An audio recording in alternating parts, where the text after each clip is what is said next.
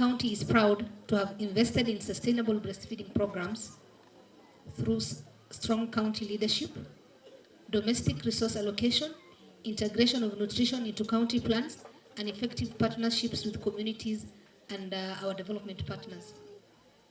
Just to give a brief of our achievements: successful implementation of the baby-friendly hospital initiative in 15 public and private hospitals, establishment of lactation stations, including the one we have seen at Kigumo, this current hospital, Kigumo Level 5 Hospital, capacity building of healthcare workers and community health promoters, formation of hundreds of mother-to-mother support groups that continue to support mothers at community level, digitization of maternal and child health services to improve continuity of care and accountability. These investments are reflected in our performance as Murang'a County continues to perform above the national average in the key indicators, including early initiation of breastfeeding, exclusive breastfeeding, skilled birth attendance, and child nutrition outcomes. These achievements demonstrate that investing in breastfeeding saves lives and strengthens families. As we launch this year's World Breastfeeding Week, I call upon all stakeholders to continue strengthening the warm chain of support for every mother, from pregnancy through delivery, postnatal period, and the entire community. Let us continue investing in policies, health systems, community structures, and partnerships that enable every child to receive the best possible start in life through optimal breastfeeding. Wakati mwingine ukiongea na wamama ukiwauliza kwa nini uliacha kunyonyesha mtoto, watakwambia nilirudi kazini.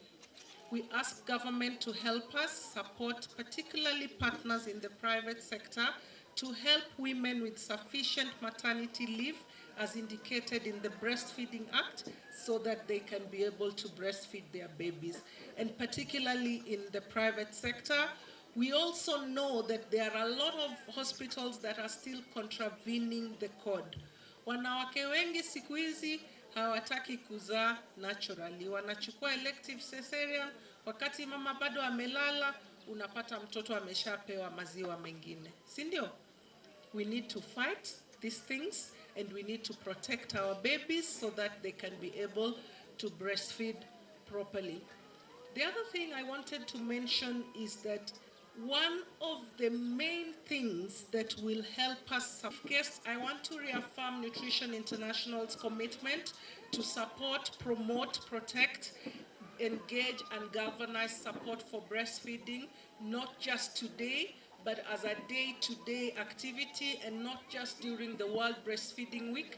Let us remember to carry this message forward in our everyday life, even when we meet breastfeeding and pregnant women everywhere we go. The challenges that we face as working mothers, I'd say this from my experience.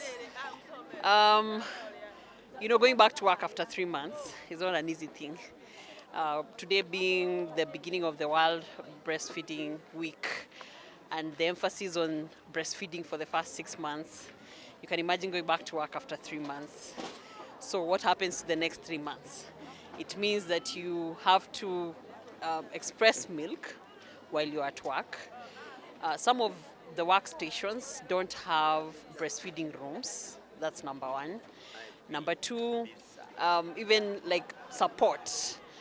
Probably you even want find there's a breastfeeding room, but you're not given time to go and express the milk. There's also that. Like you have to work throughout. And I think that those are some of the challenges that a lot of mothers face. Personally, my employer has been very supportive, I'd say so. Like I've been able to express milk. I was able to express milk and feed my child at the time when I needed to. However, I'd also talk about the gadgets that we use. We now have like electric pumps, we have the manual pumps. And every mother will actually agree with me that using the manual pumps is a lot of work. Breastfeeding is very tiring, but it's worth every effort, I'd say. And exclusively breastfeeding for 6 months alongside work can be quite a lot. And that's why like these women need to be supported fully. So if it means leaving work earlier than usual, not really clocking in the 8 hours, probably they do like 5 to 6 hours or 4 hours of the day, and then they are left to go and breastfeed their children, then that would be very good support. And then the breastfeeding pumps, rather the pumps, the expressing pumps, could that be checked, because that has become a huge business right now. The electric pumps go up to around 12,000, 20,000. How many mothers, working mothers, can afford that? So it's important that we get very affordable pumps that we can express milk. Can workplaces have refrigerators that these women can store their milk before they go home in the evening? So it's actually just cutting the cost around supporting the working mother. We know like we need the breastfeeding rooms, but beyond that, can we now get the breastfeeding rooms? Can we have like refrigerators, and also now the country to support, like the government to support, like probably even reduce the taxes on these breastfeeding pumps, so that these women are able to go and express milk and still be able to store it for their children, and to be able to exclusively give their children breast milk for 6 months. Yes, so can the like workspaces be supportive? Yeah, that would help us a lot. This year's theme, breastfeeding for a sustainable start in life, strengthen what works, reminds us that our task is not to reinvent solutions, but to scale up interventions that have already been proven to save lives. Breastfeeding remains one of the most effective investments in child survival, health, and development. Breastfeeding is a public health intervention, a nutrition intervention, a human rights imperative, and an investment in Kenya's human capital. It provides optimal nutrition, protects infants from disease, supports brain development, and improves maternal health. Supporting breastfeeding, therefore, is a shared responsibility of the national and county governments, employers, health professionals, media, families, communities, and development partners. Kenya continues to make encouraging progress. According to 2022 Kenya Demographic and Health Survey, 60% of infants under 6 months are exclusively breastfed, surpassing the World Health Assembly target of 50%. However, while 89% of births are attended by skilled health personnel, only 60% of newborns are breastfed within the first hour of birth. This 29 percentage point gap reminds us that improving skill delivery must go hand in hand with improving the quality of newborn care. Our investment in over 107,000 CHPs continues to strengthen breastfeeding support for mothers and families across the country. Murang'a County exemplifies this theme. Through strong county leadership and sustained investment in breastfeeding initiatives, the county continues to outperform national averages on key maternal and child health indicators. I congratulate His Excellency the Governor and the county government for this remarkable achievement. Despite these achievements, important challenges remain. Exclusive breastfeeding rates have stagnated, bottle feeding continues to increase, and too many children do not receive diverse and nutritious complementary foods. These gaps undermine children's growth, learning, and future productivity. Child undernutrition is estimated to cost Kenya more than 373 billion annually, yet nutrition remains one of the smartest investments a nation can make. Yet Kenya currently has only one operational human milk bank.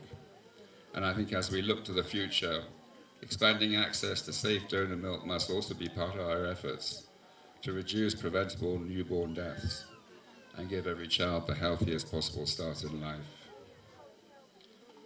This year's theme calls on us to strengthen what works, protect breastfeeding through effective implementation of the Breast Milk Substitutes Act, expanding baby-friendly health facilities and communities, supporting breastfeeding-friendly workplaces, using data for accountability, and scaling up proven interventions.